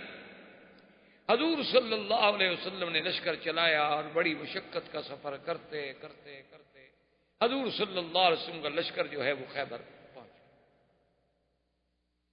اور اس معاملے میں حضور صلی اللہ علیہ وسلم نے ہراسا جو تھی یعنی لشکر کی حفاظت, یہ ذمہ داری سیدنا عمر رضی اللہ تعالی عنہ کے سپرد کی. اور تموین جو تھی کہ بھی لشکر کی خوراک غذا تاکہ وقت پر ان کو چیز ملے, یہ ذمہ داری حضرت عثمان رضی اللہ تعالی عنہ کے سپرد. اب آپ اس بات کو سامنے رکھیں کہ خیبر جو ہے یہ اس زمانے میں بھی اور اب بھی یعنی جزیرہ عرب میں تقریباً سب سے آباد ترین خطہ جو ہے وہ خیبر تھا. اس میں بڑے آباد زمینیں تھیں, بڑے چشمے تھے, باغات تھے. اور یہودی جب مدینے سے اجلا ہوئے تھے تو ان سب لوگوں نے بھی اسی خیبر کو اپنا مستقر بنایا. اب خیبر جو ہے وہ 2 حصوں میں ہے, ایک حصے کو کہتے ہیں نطاق اور ایک حصے کو کہتے ہیں شق. پھر ہر حصے میں بڑے بڑے حصون تھے, حصون منا قلعے, جیسے آپ نے دیکھا نا باب ملک عبدالعزیز سے نکلے تو آپ کو سامنے ترکوں کے زمانے کا بنا ہوا ایک بڑا قلعہ نظر آئے، کیونکہ پہلے دور میں لڑائیاں جو تھیں ہوتی تھی تیر کی، تلوار کی، نیزے کی، بھالے کی، تو اس دور میں بہت کم قسم کی بندوقیں بھی ہوتی تھی، تو یہ قلعے جو تھے یہ بڑی حفاظت کا ذریعہ تھے کہ اب آپ قلعے کے اندر بیٹھے ہیں تو آپ کو تیر تو نہیں لگ سکتا، آپ کو کوئی نیزہ بھی نہیں مار سکتا، اور آپ اس سوراخ سے دیکھ رہے ہیں اور وہیں سے بیٹھ کے آپ تیر مار سکتے۔ تو یہودی قوم جو ہے چونکہ یہ ابتدا ہی سے سرمایہ دار اور بڑی دولت مند قوم تھی، تو یہ جہاں جہاں بھی گئے انہوں نے بڑے بڑے قلعے بنائے تھے، بڑے بڑے برج بنائے تھے، تاکہ ان کے جو بادشاہ ہیں، ان کے جو وزراء ہیں، ان کے جو رائل فیملی کے لوگ ہوتے تھے، سردار ہوتے تھے، وہ سب ان بڑے بڑے قلعوں میں رہتے تھے۔ تو نطاق میں بھی قلعے تھے اور شق میں بھی قلعے، اور ان مشہور قلعوں میں حصن سعد بڑا مشہور قلعہ، اسی طرح قلعت الزبیر بڑا مشہور قلعہ، قلعت النزار بڑا مشہور قلعہ، یہ ان کے بڑے بڑے حصے۔ اسی طرح پھر اس سے تھوڑا اگر دور جائیں تو وہ وادی آتی تھی جس کو کہتے ہیں وادی منطقہ ام القری، یہ بھی ایک بہت بڑی آبادی تھی، بہت بڑی وادی تھی، اس میں بھی یہود آباد تھے۔ اس کے ساتھ پھر ایک علاقہ تھا جس کو کہتے ہیں فدق، حصون فدق، یہ بھی یہودیوں کا علاقہ تھا، بڑے بڑے باغات تھے اور اس میں بھی ان کا قلعہ۔ اسی طرح ایک علاقہ تھا جس کو کہتے ہیں یہود تیمہ، یہ لوگ بھی یہود تھے اور اس علاقے میں بھی باغات تھے اور ان کے قلعے تھے، لیکن جو سب سے اہم جگہ تھی خیبر کی وہ شق اور نطاق تھا، اور اس میں جو اہم قلعے تھے وہ قلعہ اپنا ایک تو تھا حصن عامر، اور ایک تھا حصن السعد، اور ایک تھا اس میں حصن کتیبہ، اور ایک تھا اس میں قلعت الزبیر، اور ایک تھا اس میں قلعت النزار، یہ سب سے بڑے اہم۔ اب حضور پاک صلی اللہ علیہ وسلم تشریف لے گئے اور محاصرہ کر کے بیٹھ گئے۔ حضور صلی اللہ علیہ وسلم نے ان کا اس زمانے میں جو بادشاہ تھا وہ تھا کنانۃ ابن ابی الحقیق، اس کے پاس اپنا وفد بھیجا۔ حضور صلی اللہ علیہ وسلم نے فرمایا کہ ہماری 3 شرائط ہیں، ان 3 شرائط میں سے جو شرط آپ کو قبول ہو، ہم اس 3 شرطوں میں سے کوئی ایک شرط اگر آپ قبول فرما لیں تو ہم ماننے کے لیے تیار۔ سب سے پہلی شرط تو یہ ہے کہ اسلم، اسلام لو، ہم تم سب کو دعوت دیتے ہیں اسلام کی کہ تم اسلام لاؤ اور ہمارے بھائی بن جاؤ۔ جب تم اسلام میں داخل ہو گئے تو بات ختم ہو، پھر تو کوئی اختلاف ہی نہیں۔ اور دوسری شرط یہ ہے کہ اگر تم اسلام قبول نہیں کرنا چاہتے ہو تو جزیہ، جسے آج کل مستشرقین اور اعداء اسلام مسلمانوں کے خلاف ایک بڑا پراپگنڈا کرتے ہیں، جی مسلمان ٹیکس لیتے ہیں اور لوگوں کو غلام بناتے ہیں اور لوگوں کو قیدی بناتے ہیں اور ان کی لڑکیوں کو کنیزیں بنا دیتے ہیں اور لڑکوں کو غلام بنا دیتے ہیں، عبد بنا دیتے ہیں، اور جو باقی بچ جائیں ان سے ٹیکس لیتے ہیں اور جزیہ لیتے ہیں اور یہ شور کرتے ہیں، یہ انتہائی ایک محض عداوت ہے۔ کون سا ملک ہے جو ٹیکس نہیں لیتا اپنے شہریوں سے؟ کوئی ایک ملک مجھے بتائیں، ہر ملک ٹیکس لے۔ اور دوسری بات یہ ہے کہ آپ مجھے، آخر اللہ کا شکر ہے پڑھے لکھے لوگ ہیں آپ، مثلا ہم نے ایک ملک پہ چڑھائی کی، اللہ نے فتح دی، وہاں کے لوگ جو تھے مال جو ہے وہ بھی ملا، ان کے جوان بھی ملے اور لڑکیاں بھی ملی، قید ہو گئے۔ اب آپ مجھے بتلائیں کہ ان کے جو قیدی ہیں، جوان لڑکے ہیں یا لڑکیاں ہیں، ان کے بارے میں کیا کریں؟ یا تو ان کو قتل کر دیں، تو دشمن ہے، تو اب ان کو قتل کریں تو پھر بھی تو آپ چیخیں گے کہ جی دیکھو جی جب بلا وجہ قیدی ہو گئے، جنگی قیدی ہیں، قتل کرنے کی کیا ضرورت تھی؟ اچھا جی قتل نہیں کرتے تو اب کیا کریں؟ ان کو ہمیشہ بٹھائے رکھیں، جیل میں خرچہ دیتے رہیں؟ یعنی اگر ہم نے 10,000 قیدی بنا لیا ہے دشمن کا تو 10,000 آدمی کو رکھنا ان کو 3 وقت کا کھانا دینا، ان کی رہائش، ان کا مکان، سردی گرمی، کپڑا لباس، یہ تمام اخراجات ہم کریں، ہمارے دشمن ہیں وہ. اب ہم ان کو چھوڑ دیں تاکہ اور کسی دشمن علاقے میں جا کے پھر وہ فوج لے کر ہم پر چڑھائی کریں. اسلام نے تو اس سے بڑا حل کیا ہو سکتا ہے کہ ان کے اموال جو ہیں مجاہدین میں تقسیم کر دیے جائیں، اور ان کی لڑکیاں جو ہیں وہ بھی بانیاں بن جائیں، اور لڑکے جو ہیں وہ عبد بن جائیں. اور ساتھ پھر اسلام نے ہر بات میں ان کو آزاد کرنے کی ترغیب دی تاکہ وہ لوگ آزاد ہوں. اور اگر اسلام کے قریب رہتے رہتے مسلمان ہو جائے تو اور اچھی بات، تاکہ وہ کسی کی حفاظت میں آئے، کسی کی جائے پناہ میں. اسلام نے اگر جزیہ رکھا ہے تو اس جزیے کے لیے ذمہ داری ہے اسلام کی کہ ان کی حفاظت کرے گا، ان کا پہرا دے گا. ان پر دشمن حملہ کرے تو یہ ان کی طرف سے لڑیں گے. اسی لیے ایسے واقعات موجود ہیں تاریخ اسلام میں کہ جب بعض لوگ ایسے حالات ہو گئے، انہوں نے باقاعدہ کافروں کو پیغام بھیجا کہ اب ہم کمزور ہو چکے ہیں، ہمارے پاس اتنی لشکر نہیں ہے کہ ہم آپ کی حفاظت کر سکیں، لہذا جزیہ بند کر دو. جب ہم حفاظت نہیں کر سکتے تو ہم ٹیکس کیوں لیں آپ سے؟ تو حضور پاک صلی اللہ علیہ وسلم نے فرمایا کہ 3 شرطیں ہیں، اسلام یا جزیہ و اما السیف. اگر یہ دونوں تمہیں قبول نہیں ہے تو پھر میدان میں مقابلہ ہوگا تلوار کے ساتھ، پھر فتح شکست اللہ کے ہاتھ. انہوں نے کہا، کافروں نے، یہودیوں نے، انہوں نے کہا کہ جی ٹھیک ہے، آپ کی باتیں ہمیں پہنچ گئی ہیں، ہمیں بھی ٹائم دیں، ہم غور کریں. ہم غور کرنے کے بعد جو حقیقت ہوگی، جو بات درست ہوگی، اس کے بارے میں ہم آپ کو مطلع کریں. وہ واپس آ گئے. خدا کی شان یہ ہے کہ بھی مسلمان تو اب وہ قاصد تھے، واپس آ گئے مطمئن ہو کر کے بھی آخر جواب دیں گے نا، اس کے بعد جنگ ہوگی. لیکن یہودی چونکہ غدار و مکار قوم تھی، ابھی وہ حضرات واپس اپنے خیمے میں پہنچے اور انہوں نے جناب قلعے سے نکل کے مسلمانوں پہ حملہ کر دیا. اب مسلمان تو اس حملے کے لیے تیار ہی نہیں تھے، وہ تو بڑے آرام سے بیٹھے ہوئے. اس حملے کا اتنا اثر ہوا کہ مسلمانوں کے پاؤں اکھڑ گئے.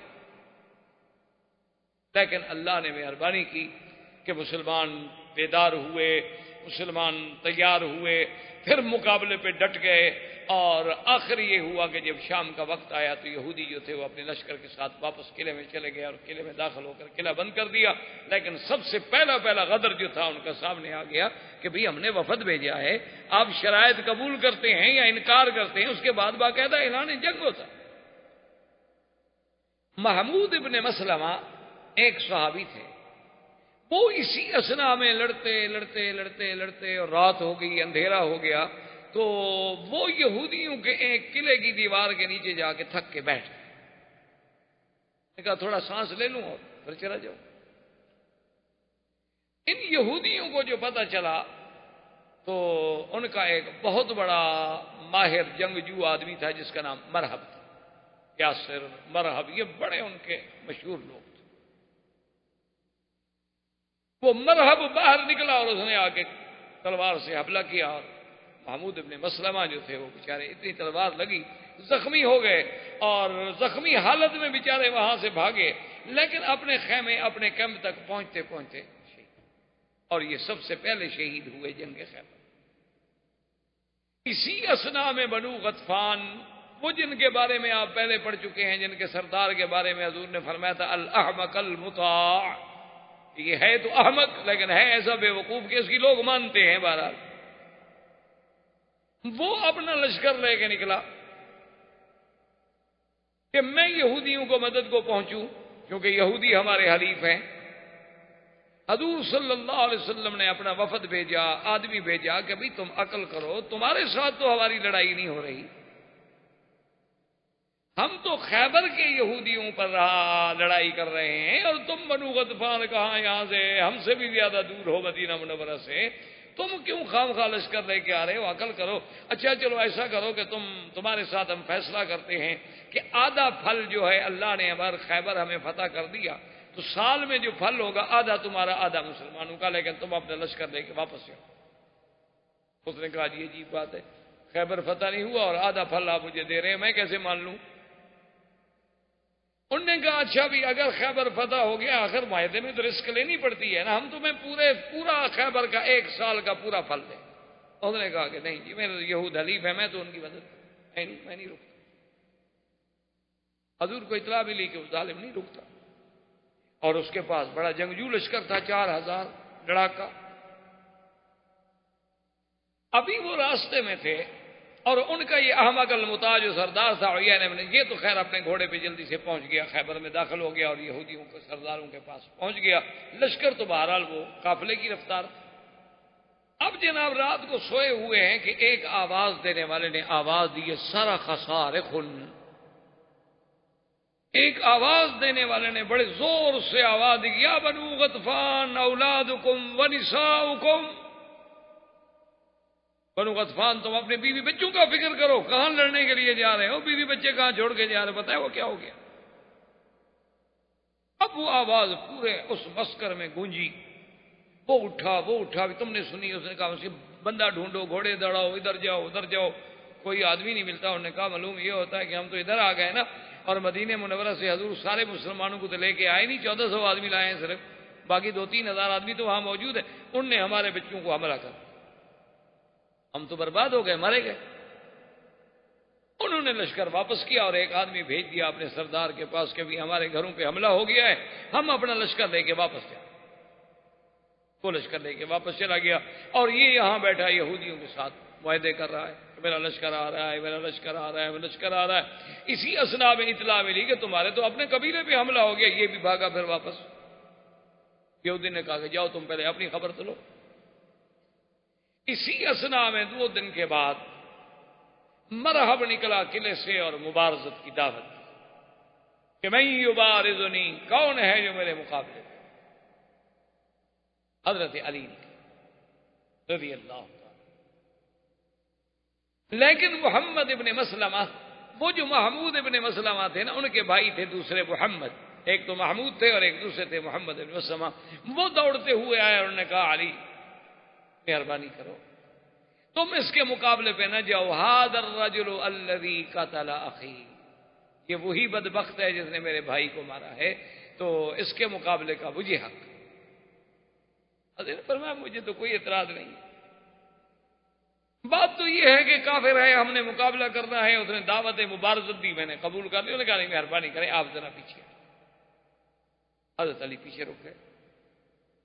تاریخ میں یہ بات بڑی مشہور کر دی گئی ہے کہ مرحب کو قتل کرنے والے جو تھے حضرت علی تھے، حالانکہ یہ بات حقیقت نہیں، یہ روافظ کی ایک کہانی بنی ہوئی ہے، چونکہ مرحب ایک بہت بڑا معروف ان کا بہادر تھا، 80 سال اس کی عمر تھی اور بڑا قوت و طاقت والا آدمی تھا، یعنی اللہ معاف فرمائے اس کی تاریخوں میں عجیب عجیب واقعات آتے ہیں کہ کبھی غصے میں آ کر اگر وہ تلوار مارتا تو درخت جو تھے نا ان کا، درختوں کا تنا جو ہے، تنے سے تلوار نکل جاتی تھی، اس لیے پھر انہوں نے ایک شہرت دی۔ ورنہ یہ بات ہے نا کہ حضرت علی اگر اس کو ماریں یا نہ ماریں، حضرت علی کی شان میں کوئی کمی آ جائے گی، بس ایک تاریخی بات۔ تو محمد ابن مسلمہ نے جب مقابلہ کیا تو صحابہ کہتے ہیں واللہ ما رأینا، خدا کی قسم ہم نے بھائی ایسی جنگ نہیں دیکھی کہ 2 گھنٹے متواتر ہو گئے اور برابر کی تلواریں چل رہی ہیں، اور حتیٰ کہ لڑتے لڑتے لڑتے گھوڑوں سے اتر آئے، ایک درخت کے قریب آئے، درخت کی ساری ٹہنیاں اڑ گئی، ٹنڈ منڈ ہو گیا درخت، کبھی وہ ادھر کبھی وہ ادھر کبھی وہ ادھر، ایک دوسرے پہ اتنے تیزی سے حملے کر رہے ہیں۔ صحابہ کہتے ہیں کہ ایسی لڑائی ہم نے نہیں دیکھی، جتنے بہادر ہیں ادھر بھی ادھر بھی سب دنگ کھڑے ہے۔ اور محمد ابن مسلمہ ایک نوجوان آدمی ہے اور وہ اتنا پرانا تجربے کار ہے، لیکن برابر کی تلوار ٹکرا رہی ہے، اور آخر اللہ پاک نے مہربانی یہ کی کہ محمد ابن مسلمہ کو خدا نے موقع دیا، انہوں نے تلوار ماری تو اس کی ایک ٹانگ کٹی۔ جب مرحب کی ٹانگ کٹی تو گر گیا، سیدھی سی بات ہے، ایک آدمی کا ایک ٹانگ کٹ جائے اور اتنی بلیڈنگ بھی ہو رہی ہو، خون بھی ہو رہا ہو، چاہے کتنا بڑا بہادر۔ جب وہ گرا درخت کے نیچے تو محمد بن مسلمہ نے غصے میں آ کر دوسری ٹانگ بھی کاٹی۔ اس کی دوسری ٹانگ جب کٹی اور محمد بن مسلمہ کھڑے، اس نے کہا فقتلنی، انہوں نے کہا دیکھو میں ہار گیا، مجھے قتل کر دو، اب مجھے کیوں عذاب دے رہے ہو، مجھے کیوں عذاب دے رہے ہو؟ بھی تم نے میری ایک ٹانگ کاٹ دی، پھر دوسری ٹانگ کاٹ دی، اب میں اٹھ کے لڑنے کے قابل ہوں؟ یا میں اٹھوں گا یا لڑوں گا؟ فقتلنی، میری گردن پہ تلوار پھیرو، مجھے چھڑاؤ، بس میں مان گیا کہ میں ہار گیا۔ محمد ابن مسلمہ نے کہا کہ نہیں، میں بھی تمہیں اسی طرح تڑپتے دیکھنا چاہتا ہوں جیسے میرا بھائی تڑپتے ہوئے خیمے میں گرا تھا۔ تم نے بھی تو میرے بھائی کو وہاں قتل نہیں کیا نا، زخمی کر کے بھگا دیا تھا۔ تو اسی اثنا میں چونکہ حضرت علی رضی اللہ تعالیٰ عنہ بھی پاس کھڑے تھے، انہوں نے کہا محمد ابن مسلمہ اب دشمن ہے، مر گیا ہے، اب مردے سے کیا مقابلہ ہے؟ تو حضرت علی نے بڑھ کے گردن کاٹ دی۔ اس وجہ سے تاریخ میں یہ آیا کہ مرحب کا قاتل جو ہیں وہ حضرت علی۔ ان کے مقابلے میں پھر ایک بہت بڑا جو ان کا جنگجو تھا یاسر، وہ نکلا، یہ مرحب کا بھائی۔ وہ جب میدان میں نکلا تو اس نے کہا بھائی یہ بارے سنی، میرا مقابلہ کون کرے گا؟ تو حضرت زبیر، بی بی صفیہ دوڑی، زبیر بیٹے تھے ان، اور بی بی صفیہ جو ہے وہ عمت رسول اللہ ہیں۔ انہوں نے کہا حضور مہربانی کریں، یا رسول اللہ، یا رسول اللہ مہربانی کریں، میرے بیٹے کو اس ظالم کے مقابلے میں نہ جانے دیں، وہ تو بہت بڑا یعنی خیبر کا مانا ہوا شاہ سوار ہے، اور میرا بیٹا جو ہے زبیر وہ تو نہ تجربے کار ہے، جوان آدمی ہے، وہ تو ابھی تلوار پکڑنی سیکھ رہا ہے، مہربانی کریں اس کو روک دیں، میرا بیٹا مارا جائے گا۔ آپ نے فرمایا یا صفیہ بل یقتلہ ابنک زبیر، آپ نے فرمایا کیوں گھبراتی ہو، تمہارا بیٹا اس کو مارے گا، مت گھبراؤ۔ اب جناب جنگ ہوئی، صحابہ کہتے ہیں ہم حیران ہو گئے کہ اب زبیر نہ تجربے کار ہے، نیا آدمی ہے، اور یاسر اتنا تجربے کار ہے، لیکن اس بے جگری سے زبیر لڑا، اور نتیجہ یہ نکلا کہ زبیر نے کہا یاسر قتل ہو گیا۔ ففرح المسلمون، کہا اللہ اکبر اللہ اکبر، کہ ان کے دو سردار مارے گئے۔ یہودی نے کہا بھی قلعے بند کر دو، بس اب ہم اس طرح نہیں لڑتے مسلمانوں کے ساتھ، جو بھی ہمارا بندہ جاتا ہے ان کا ایک نوجوان آگے مار دیتا ہے، اور اگر اسی طرح ہمارے 5-10 آدمی اور مارے گئے تو پھر تو پورے یہودیوں میں بات پھیل جائے گی کہ یہودی مر گئے، یہودی مر گئے، ہم تو شکست کھا جائیں گے، لہذا واپس قلعے میں آ جاؤ، ہم نہیں لڑتے۔ اس کے بعد مقابلہ ہوتا رہا ہوتا رہا ہوتا رہا، اللہ تبارک و تعالیٰ نے آخر میں مہربانی کی، صحابہ نے حملہ کیا، تو وہ جو سب سے پہلا ان کا حصن عامر تھا، اللہ کی رحمت سے مسلمان اس میں داخل پتہ ہو گیا، اور یہود جو تھے اس سے نکل کر حصن سعد میں جو فرار ہو گئے، جو بھائی وہاں کچھ نہ کچھ سامان جو تھا وہ بھی مسلمان۔ حضور صلی اللہ علیہ وسلم اس سامان کو بیٹھے ہوئے تقسیم کر رہے ہیں کہ جاء اعرابی، ایک بدو آئے، اس نے صحابہ سے پوچھا این محمد، محمد مصطفیٰ کہا؟ صحابہ نے بتایا کہ حضور صلی اللہ علیہ وسلم فلاں جگہ بیٹھے ہیں، تو وہ آیا اور سلام کیا اور کہا کہ یا رسول اللہ میں اعرابی ہوں، جاہل بدو۔ حضور نے فرمایا کیا چاہتے ہو؟ اس نے کہا حضور کچھ نہیں چاہتا، اشہد اللہ الہ الا اللہ، میں مسلمان ہونے آیا، مجھے مسلمان کریں، کلمہ پڑھائیں بس۔ حضور پاک نے کلمہ پڑھایا، اس نے کلمہ شہادت پڑھا، فرح المسلمون، مسلمانوں کو بڑی خوشی ہوئی کہ چلو اللہ کا شکر ہے، ایک آدمی آج اس حالات میں کہ جب ہم کوئی جنگ بھی نہیں جیتے ہوئے لیکن اب بھی لوگ اسلام کی سچائی کو قبول کرتے ہوئے مسلمان ہو رہے ہیں۔ تو حضور نے فرمایا صحابہ سے کہ بھی اگر تمہیں اعتراض نہ ہو تو یہ جو کچھ قلعے سے ہمیں تھوڑا بہت سامان ملا ہے، اس میں سے اس غریب کو بھی تھوڑا حصہ دے دیں، غریب ہے، عربی ہے، بدو ہے بیچارہ۔ انہوں نے کہا حضور ہمیں اعتراض نہیں ہے۔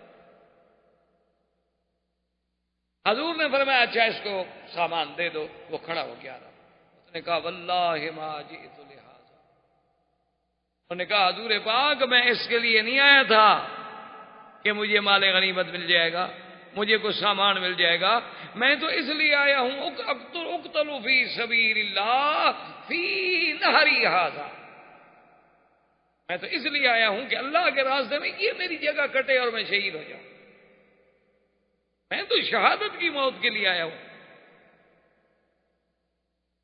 حضور نے فرمایا ان صدقت صدق اللہ، اگر تم سچے ہو تو اللہ پھر تمہیں سچا کرے، اب دوسرے دن جب جنگ شروع ہوئی تو مقابلے پہ کھڑے ہیں، ٹھیک وہاں سے یہودیوں نے تیر مارا اور عین اسی جگہ اس کو تیر لگا جہاں انگلی رکھی اور شہید ہوا۔ صحابہ اٹھا کے حضور نے فرمایا ہوا یہ وہی آدمی ہے جو اگلے دن کہہ رہا تھا؟ انہوں نے کہا ہاں حضور یہ وہی آدمی ہے، اور جہاں انگلی رکھی تھی وہیں تیر لگائے۔ آپ نے فرمایا واللہ قتل شہیدا وانا شہید علیہ، یہ اللہ کے راستے میں شہید ہوا اور محمد اس کا گواہ ہے صلی اللہ علیہ وسلم۔ صحابہ کہتے ہیں خدا کی قسم ہم نے تمنا کی کہ اے کاش اس کی جگہ آج ہم ہوتے۔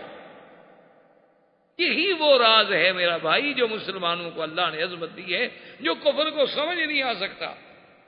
ابھی 1400 سال گزر گئے، ہم ایمان کے اضعف ترین حالت سے بھی نیچے گرے ہوئے ہیں۔ یعنی ہمارے اندر نہ وہ ایمان ہے، نہ وہ اسلام ہے، نہ صداقت ہے، نہ دیانت ہے، نہ امانت ہے، صرف نام کے مسلمان ہیں۔ لیکن آج بھی اگر آپ دیکھیں اخبارات کھول کے دیکھیں کہ لاکھوں کا لشکر ہے، منظم ہے، قوت ہے، طاقت ہے، ایئر فورس ہے، مقابلے میں کون ہے جی؟ مجاہدین کتنے؟ 400 500 600 800 کتنے ہوں؟ کشمیر میں دیکھ کیا ہو، یعنی آپ دیکھیں 7 لاکھ فوج کا آپ کیا سمجھتے؟ یعنی 7 لاکھ آدمی کو اگر ایسے آپ خیمے لگا کے بھی بٹھانا چاہیں تو یہاں سے لے کر حرم تک تو صرف خیمے لگ جائیں گے۔ دیکھتے نہیں آپ عرفات میں بنا میں 7 لاکھ فوج اور مقابلے پہ کون ہے؟ نہتے، کمزور، بے در، بے گھر، ڈرے ہوئے مسلمان، جن کی عزتیں عصمتیں خطرے میں ہیں، جان مال عزت خطرے میں ہے۔ مدد کرنے والے کون ہیں؟ مجاہدین۔ اچھا وہ مجاہدین بھی کون ہیں؟ کوئی کسی ملک سے، کوئی کسی ملک سے، کوئی کسی ملک سے۔ وہ ایک جذبہ شہادت انہیں اٹھا کے لایا ہے کہ بھئی وہاں ہمارے مسلمانوں کی عصمت دری ہو رہی ہے، قتل ہو رہا ہے، ان کو ظلم ہو رہا ہے، چلو ہم پھر کیوں زندہ رہیں، ہم بھی جائیں ان کی مدد کریں۔ اور وہاں جناب یہ عالم ہے، باقاعدہ حقائق ہیں، یہ محض یہ بات نہیں، تاریخی حقائق ہیں کہ ان کی فوج کے بعد بعض آفیسر جو ہیں وہ نفسیاتی طور پہ پاگل ہو گئے اور انہوں نے اپنے افسروں پہ گولیاں چلا دی۔ اچھا اور مجاہدین پڑے، آپ حیران ہوں گے، مجھے ایک بڑے ذمہ دار آدمی نے بتلایا کہ کچھ مجاہدین جو تھے وہ مارے گئے، شہید ہو۔ اچھا اب جب شہید ہو جائیں اور سامنے آپ اندازہ کریں فوج ہوں باقاعدہ یعنی بریگیڈ پڑے ہوں فوج کے، تو اب اس مجاہد کی لاش اٹھانا کوئی آسان بات تو نہیں ہوتی نا۔ ایک تو بیچارہ شہید ہو گیا، کون لاش اٹھائے، کون قبر بنائے، کون جنازہ پڑھے، کون دفن کرے؟ تو انہوں نے کہا کہ ہم نے اپنے اس ساتھی کو جہاں وہاں نیچے کوئی چھوٹی موٹی سی غار نظر آئی نہ تو اس کی لاش کو اس غار میں ڈال کے اوپر ایسے کو پتھر وتھر ڈال دیا۔ ہم نے کہا جب اللہ موقع دے گا تو پھر کہیں سے لاش نکال کے بیچارے کو دفن کریں گے۔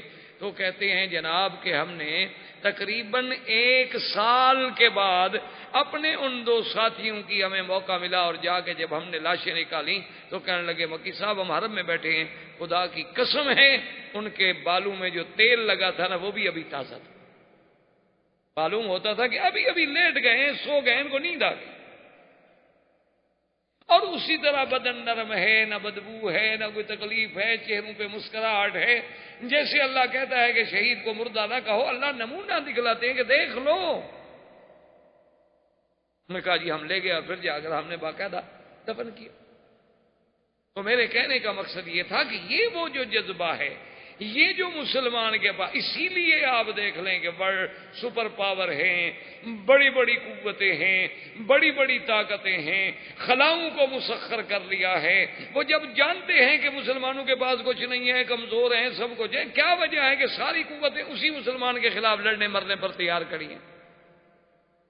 او بھئی وہ تو کچھ بھی نہیں، وہ تو کمزور ہے،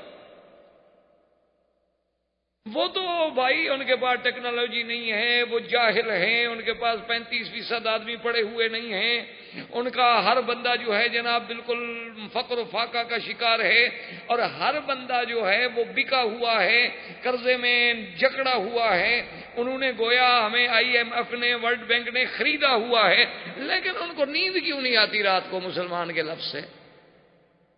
کیا بات؟ ان کو اعتراف کرنا پڑا کہ کمیونزم جب ختم ہوا، نے کہا کمیونزم کوئی خطرہ نہیں تھا، اصل خطرہ اسلام۔ یہود و نصارہ آپس میں اتنے دشمن ہیں کہ ایک حضرت عیسیٰ کو خدا سمجھتا ہے، یہودی عیسیٰ علیہ السلام کو نعوذ باللہ ولد الزنا سمجھتا ہے، یعنی ان کے عقیدے کا فرق دیکھو، لیکن مسلمانوں کے خلاف کٹھے ہیں، حتیٰ کہ پوپ نے ان کے گناہ بھی معاف کر دی، خطائیں بھی معاف کر دی۔ مسلمان کے خلاف لڑو، تمہاری خطائیں معاف ہیں۔ اگر رشدی اسلام کو بکواس کرے، ہم جناب کروڑوں پاؤنڈ لگا کر تمہاری حفاظت کرنے کے لیے تیار ہیں۔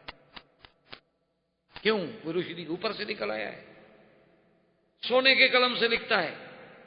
رشدی کی کتاب لکھی ہوئی جو ہے اس میں کوئی ہیرے اور موتی اور ٹانکے جڑے ہوئے ہیں، صرف یہ ہے کہ اس نے مسلمان کہلا کر اسلام کو ٹوکا ہے، مسلمان کہلا کر حضور کی ذات پہ اعتراض کیا، ازواج مطہرات پہ اعتراض کیا۔ اب دشمن کہتا ہے چلو یار کوئی ایک تو ایسا نکلا ہے نا جو مسلمان کہلاتا ہے اور پھر بھی اسلام کو تکلیف پہنچاتا ہے، بس ہمارے لیے تو یہ ہیرو ہے، وہ تسلیمہ نسرین ہو، وہ جناب رشدی ہو، وہ جناب پاکستان کے عیسائی ہوں توہین رسالت کرنے والے، ان کے لیے ہماری حکومتیں ایئرپورٹ پہ کھڑی ہوتی ہیں، ڈالروں کے چیک ساتھ ہوتے ہیں، ویزے پہلے لگے ہوتے ہیں، دوسرے ملک میں باقاعدہ ہوٹلوں میں کمرے بھی بک ہوتے ہیں، کیوں کہ حضور کو بکواس کیا ہے، عیسائی خوش ہو گیا اور ہم نے انہیں خوش کرنا ہے۔ یہ سارا کیوں ہو رہا؟ وجہ ہمارا ایمان ہے۔ آج بھی آپ ابو داؤد، آج بھی آپ حدیثوں کی کتابیں کھول کے دیکھ لیں، حضور نے فرمایا بہت جلد ایک وقت آئے گا جب پانی پہ لڑائی ہو۔ اب آنے والی جنگیں دیکھ لیں، پانی پہ ہوں۔ حضور نے فرمایا پانی پہ لڑائی ہوگی اور یہود و نصارہ کی پوری قوتیں ایک طرف ہوں گی اور مسلمان ایک طرف ہوں گے، لیکن حضور نے فرمایا یاد رکھو فتح مسلمانوں کو۔ اب وقت آ رہا ہے، اسی لیے تو ڈر رہے ہیں سارے۔ تم نے تو قرآن پڑھا ہے نا طویل لکھنے کے لیے، کافروں نے قرآن طویل لکھنے کے لیے نہیں پڑھا، وہ سمجھتے ہیں قرآن میں کیا ہے، انہوں نے تو ایٹم قرآن سے سیکھا ہے کہ یہ کون سے پرندے تھے، ارسل علیہم طیرا ابابیل ترمیہم بحجارۃ من سجیل فجعلہم کعصف معقول۔ ایک چونچ میں پتھر لایا، ہاتھی پہ ڈالا اور ہاتھی سے نکل کے زمین میں دس گیا۔ انہوں نے کہا وہ کون سا ذرہ تھا، وہ ایٹم کے ذرے پہ پہنچے، اصل بتلانے والا تو قرآن تھا۔ اور تم نے تو قرآن شریف پر عقیدہ یہی رکھا ہوا ہے جب مر جائے تو ایک مولوی کو بلا لو، میت کے اوپر پھرا لو اور پرانے کپڑے مولوی کو دے دو اور اس کے بعد مردہ بخشا گیا۔ ساری زندگی اس نے قرآن نہیں پڑھا، پھرانے سے بخشا گیا۔ انا للہ و انا الیہ۔ یہ ہے وہ جذبہ شہادت کے۔ عربی کہتا ہے کہ یا رسول اللہ میں مال لینے کے لیے نہیں آیا، میں تو اس لیے آیا ہوں کہ اللہ کے راستے میں شہید ہوں اور مجھے یہاں تیر لگے یہاں۔ یہ وہ جذبہ تھا کہ صحابی دوڑتا جا رہا ہے۔ ایک صحابی نے کہا بھی ایسا چلوں، نے کہا کیا ایسا چلوں، انی لاجد ریح الجنت من قبل احد، مجھے تو جنت کی خوشبوئیں آ رہی۔ یہ تھا وہ جذبہ۔ حضور صلی اللہ علیہ وسلم نے محاصرہ برقرار رکھا۔ آخر ایک رات حضور نے اعلان کیا لأوتین الرایۃ غدا رجلا یحب اللہ ورسولہ ویحبہ اللہ ورسولہ، کل میں ایک ایسے آدمی کو جھنڈا دوں گا جو اللہ کے رسول کو محبوب رکھتا ہے اور اللہ کا رسول اس کو محبوب رکھتے ہیں۔ اللہ کے رسول کو تو سب محبوب رکھتے ہیں، بڑی شان تو یہ ہے کہ جس کو اللہ محبوب رکھے۔ صحابہ کہتے ہیں ہمیں ساری رات نیند نہیں آئی، پتہ نہیں وہ جھنڈا کس خوش قسمت کو ملتا ہے۔ صبح کی نماز کے بعد حضور نے فرمایا این علی، علی کہاں ہے؟ نے کہا حضور فی عینیہ رمد، اس کی تو آنکھوں میں تکلیف ہے، وہ تو خیمے میں نماز پڑھ رہے ہیں، وہ چل نہیں سکتے۔ فرمایا فأت علی، علی کو لے آؤ۔ حضرت علی رضی اللہ تعالیٰ عنہ فرماتے ہیں اب حضور کا حکم تھا، میں انکار تو نہیں کر سکتا تھا، دو آدمیوں کے کندھے پہ میں نے ہاتھ رکھے، مجھے زمین نظر نہیں آتی تھی، میری آنکھوں میں اتنی تکلیف تھی میں دیکھ نہیں سکتا تھا نیچے۔ حضور کے سامنے آیا، آپ نے فرمایا علی، کہا حاضر یا رسول اللہ، کہا میں نے فیصلہ کیا ہے کہ یہ قلعہ جو ہے سعد فتح نہیں ہو رہا، اس کا جھنڈا تم پکڑو۔ انہوں نے کہا حضور میری تو جان بھی حاضر ہے، میں تو دیکھ نہیں سکتا حضور۔ آپ کے سامنے بیٹھا ہوں، آپ دیکھ رہے ہیں۔ اور میں ادھر یا علی قریب ہو جاؤ، حضور نے اپنا لعاب دہن نکالا، اپنے ہاتھوں پہ رکھا اور اس کے بعد حضرت علی کی آنکھوں پہ یوں پھیرا۔ حضرت علی رضی اللہ تعالیٰ فرماتے ہیں کہ بس وہ ہاتھ اٹھانے کی دیر تھی، واللہ کأنی ما اصبت شیئا، خدا کی قسم مجھے کبھی تکلیف ہوئی ہی نہیں تھی۔ حضور صلی اللہ علیہ وسلم کے ہاتھ لگنے سے تو حضرت علی رضی اللہ تعالیٰ فرماتے ہیں ایسے ہو گیا کہ میں نے سمجھا کہ مجھے کبھی تکلیف ہوئی نہیں آنکھوں میں۔ حضرت علی نے جھنڈا ہاتھ میں لیا، اللہ نے مہربانی کی کہ قلعہ سعد جو تھا وہ بھی تھا۔ اب یہودی بھاگے اور قلعہ طلعت الزبیر جو تھا وہ پہاڑ کے، اور وہ قلعہ اتنا محفوظ تھا کہ اس تک پہنچنا، اس کو توڑنا، فتح کرنا بہت مشکل تھا۔ لیکن قلعہ سعد جب فتح ہوا تو اس میں منجنیق، دبابات، یہ چیزیں جو تھیں، یہ کیا ہے؟ تو جو یہودی قید ہوئے انہوں نے کہا حضور یہ منجنیق ہے، جب قلعہ توڑا جاتا ہے تو ان کو دور لگا کے اس کے ذریعے پتھر پھینکے جاتے ہیں تاکہ وہ دیوار ٹوٹ جائے۔ تو اور یہ دبابات ہیں کہ اس کا آگے جو ہے وہ چمڑا لگا ہوتا ہے اور باقاعدہ اس کے اندر جو ہے آدمی ہوتے ہیں، اور یہ سیڑھی کی طرح اونچا بھی ہو سکتا ہے تاکہ اگر دشمن تیر مارے تو وہ رک جاتا ہے، وہ بندے تو اندر بیٹھے ہوئے ہیں، جب دیوار کے قریب پہنچ جاتے ہیں تو اس کو اونچا کر دیتے ہیں، پھر یہ سیڑھی کا کام دیتا ہے کہ آدمی قلعے کی دیوار پہ چڑھ جاتے ہیں۔ تو حضور نے فرمایا یہاں قلعے تو تمہارے ہیں، یہ تم لوگ کیوں بنا رہے تھے؟ ہتھیار اتنے بنائے ہوئے ہیں، دبابات اور منجنیق۔ انہوں نے کہا جی یہ تو مدینے پہ چڑھائی کا انتظام ہو رہا تھا۔ اچھا ٹھیک۔ اب جب قلعہ الزبیر پر جا کے مسلمانوں نے محاصرہ کیا، خدا کی شان دیکھیں، ایک آدمی اس کا نام تھا غزال، یہودی، وہ آ گیا چوری چپکے سے۔ اس نے کہا مجھے بتاؤ حضور کہاں ہیں؟ صحابہ نے بتایا، وہ آ گیا، اس نے کہا یا محمد صلی اللہ علیہ وسلم، اگر آپ سمجھتے ہیں نا کہ قلعہ الزبیر جو ہے یہ فتح ہو جائے گا، یہ نہیں ہوگا، یہ قلعہ فتح نہیں ہو سکتا، پہاڑ پہ۔ حضور نے فرمایا تو تخوفنی، تم مجھے ڈرانا چاہتے ہو؟ ان اللہ وعدنی، میرے ساتھ تو اللہ کا وعدہ ہے کہ خیبر فتح ہوگا، تم کیسے مجھے ڈراتے ہو؟ اس نے کہا حضور میں ڈراتا نہیں ہوں، لیکن یہ قلعہ فتح نہیں کر سکتے، یہ پہاڑ پہ ہے، منجنیق کا پتھر بھی نہیں پہنچ سکتا اور آپ اس کے قریب نہیں جا سکتے، وہ اوپر بیٹھے ہیں آپ نیچے بیٹھے ہیں، یہ فتح نہیں ہو سکتا۔ ایک طریقہ ہے فتح ہونے کا، لیکن ایک شرط ہے، اگر آپ شرط پوری کریں تو قلعہ میں آپ کو فتح کروا دیتا ہوں۔ حضور نے فرمایا بتلاؤ کیا شرط ہے؟ انہوں نے کہا حضور مجھے امان دے، مجھے، میرے بچوں کو، میرے اہل کو، عیال کو، میرے مال کو، کہ مجھے کچھ نہیں کہا جائے گا۔ حضور نے فرمایا رکھا امان۔ اس نے کہا جی اصل میں اندر سے ایک سرنگ ہے، فلاں جگہ پہ چشمہ ہے، یہ رات کو اس سرنگ کے ذریعے جا کے پورے قلعے کا پانی لے آتے ہیں، آپ اگر اس پانی پہ 4 آدمی بٹھا دیں، پانی بند کر دیں، 2 دن کے بعد قلعہ ختم ہو جائے گا، پانی اندر ہے نہیں ان کے پاس، پانی تو وہاں سے آ رہا ہے۔ اگر پانی بند ہو جائے تو کتنے دن لڑیں گے آپ کے ساتھ؟ حضور نے فرمایا اس کا اعتبار نہیں، یہودی ہے، مکار ہے، آدمی بھیجو اس کے ساتھ جا کے دکھائے ہمیں کہاں چشمے ہیں اور کہاں سرنگ ہے۔ وہ آدمیوں کو لے گیا، صحابہ کو جا کے دکھایا، واقعی سرنگ بھی تھی، چشمے بھی تھے، اندر دروازے لگے ہوئے تھے۔ تو حضور نے وہاں ہراساں بٹھا دیا۔ اب جب ان کا پانی بند ہوا تو ان کا دماغ خراب ہو گیا کہ اب کتنے دن ہم لڑ سکتے ہیں؟ اللہ نے مہربانی کی، قلعہ الزبیر بھی فتح ہوا۔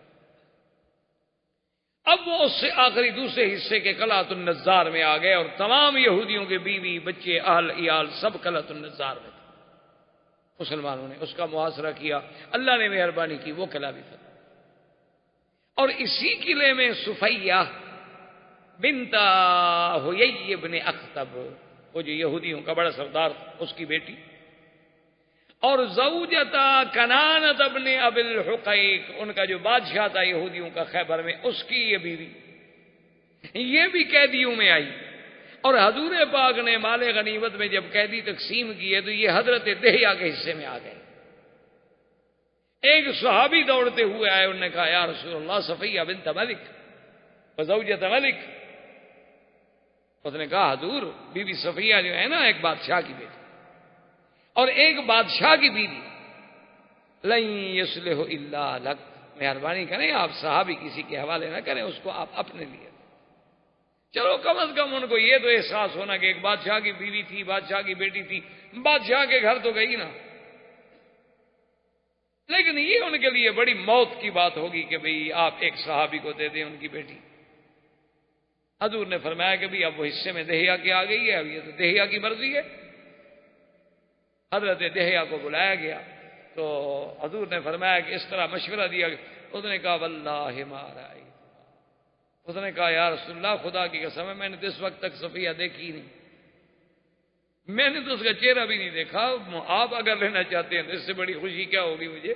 اور یہ بھی آپ تسلی فرما لیں کہ یہ نہیں کہ میں اس سے ملا ہوں، مار آئی تو میں نے دیکھا بھی نہیں اس کو. تو بی بی صفیہ جو تھی حضور پاک نے ان کو آزاد کر دیا، اور آزاد کرانے کے بعد حضور صلی اللہ علیہ وسلم نے ان کو اپنی زوجہ مطہرہ بنایا، امہات المومنین میں شامل ہوئیں. انہی کا وہ قصہ ہے جو صحیح حدیثوں میں بڑا مشہور ہے کہ بی بی صفیہ جو تھی ایک تو ان کا قد چھوٹا تھا، اور دوسرا اس میں تو کوئی شک نہیں نا کہ ہوئی ابن اخطب کی بیٹی تھی. تو بی بی عائشہ اور بی بی زینب، بی بی عائشہ ابی بکر کی بیٹی تھیں، اور بی بی زینب جو تھیں اور بی بی حفصہ جو تھیں حضرت عمر کی بیٹی تھیں، اور بی بی زینب تو وہ تھی جن کا اللہ نے نکاح کیا تھا. ان کو چونکہ اتنا بڑا شرف حاصل تھا تو یہ چونکہ سوکنے تو سوکنے ہوتی ہے نا چاہے کسی دور میں بھی ہوں، تو بہرحال ان کو جب غصہ آتا، کبھی کوئی بات ہوتی، کبھی موقع ملتا تو یہ صفیہ سے کہتے ہیں چپ رہو، تم کیا بات کرتی ہو، تم تو ایک یہودی کی بیٹی ہو. ایک دن حضور صلی اللہ علیہ وسلم آئے تو بی بی صفیہ رو رہی. حضور نے فرمایا معذرت تم کی کیوں رو رہی ہے؟ اس نے کہا رسول اللہ بی بی عائشہ، بی بی زینب، بی بی حفصہ ہر وقت مجھے چھیڑتی ہیں، کہتی ہیں کہ تم یہودی کی بیٹی ہو. یا رسول اللہ اس میں میرا کیا قصور ہے اگر میں کسی کے گھر میں پیدا ہوئی؟ حضور نے فرمایا صفیہ تمہیں بھی تو جواب دینا نہیں آتا نا. میں کہا حضور میں کیا جواب؟ وہ کہتی ہے میں ابو بکر کی بیٹی ہوں، وہ کہتی ہے میں عمر کی بیٹی ہوں، وہ کہتی ہے میرا نکاح اللہ نے عرشوں پہ کیا تھا، میں کیا جواب دوں حضور؟ حضور نے فرمایا عجیب بندی ہو تم ہو یہ ابن اخطب کی بیٹی ہو، اور تمہارا خاندان کا نسب جو ہے حضرت موسیٰ و ہارون سے ملتا ہے، تم تو اس کی اولاد سے ہو. نے کہا ہاں حضور یہ بات تو ہے. تو نے کہا تم ان کو جب جھگڑا ہو نا، جب تم ایسی بات کریں تو اس کو کہو کہ بات سنو کہ میرا جو باپ ہے اس کا نسب ملتا ہے موسیٰ علیہ السلام سے اور ہارون علیہ السلام سے. تو اب آپ یہ دیکھ لیں کہ میرا باپ جو ہے وہ نبی، اور میرا چاچا جو ہے وہ بھی نبی، اور اس کے بعد یہ بھی دیکھ لیں کہ میرا خامد جو ہے وہ بھی نبی. تم زیادہ سے زیادہ ابو بکر کی بیٹی ہو، کوئی نبی کی بیٹی تو نہیں ہو نا. تو چند دنوں کے بعد پھر جب جھگڑا ہوا تو بی بی صفیہ کو جب انہوں نے تانا دیا، اس نے کہا کہ انا بنت النبیین وزوجۃ النبی المصطفیٰ، میں دو نبیوں کی بیٹی ہوں، موسیٰ و ہارون کی بیٹی ہوں اور محمد رسول اللہ کی بیوی ہوں، اور تم کیا ہے؟ ابو بکر کی بیٹی ہو، عمر کی بیٹی ہو، زیادہ سے زیادہ اور کیا ہے؟ وہ کوئی نبی تو نہیں ہے نا، بڑی شان بھی ہو. اب ان کے پاس کوئی جواب نہیں، کیا جواب دیں بی بی صفیہ کا. حضور صلی اللہ علیہ وسلم آئے، دیکھا کہ بی بی عائشہ اور بی بی حفصہ دونوں نے منہ جناب جھکایا ہوا ہے اور غصے میں ہیں. تو انہوں نے فرمایا ما بکم، کیا ہو گیا تمہیں، کیا بات ہے، کیوں اداس؟ انہوں نے کہا حضور اللہ نے آپ کو دین کے لیے بھیجا ہے، آپ بیویوں کو جھگڑا کرنا بھی سکھلاتے ہیں. اللہ نے تو آپ کو دین کے لیے بھیجا ہے، آپ نبی ہیں، رسول ہیں، آپ بیوی کو جھگڑا سکھلاتے ہیں. یہ صفیہ کی طاقت نہیں کہ جواب دے سکے، یہ آپ نے سکھلایا ہے. تو انہوں نے فرمایا جب تم اس کو تانا دیتی ہو بنت یہودیہ کا، وہ کس نے سکھلایا تھا؟ اگر میں نے اس کو سکھلایا ہے تو میں نے سچ سکھلایا ہے یا غلط سکھلایا ہے؟ تو یہ وہ صفیہ تھی رضی اللہ تعالی عنہا جو حضور صلی اللہ علیہ وسلم کی بیوی بنی. اور خدا کی شان یہ ہے کہ ایک دن نے اس کہا کہ حضور میں ابھی کنت صغیرتن، میں ابھی چھوٹی سی تھی اور اسلام میرے دل میں داخل ہو چکا تھا. فرمایا وہ کیسے؟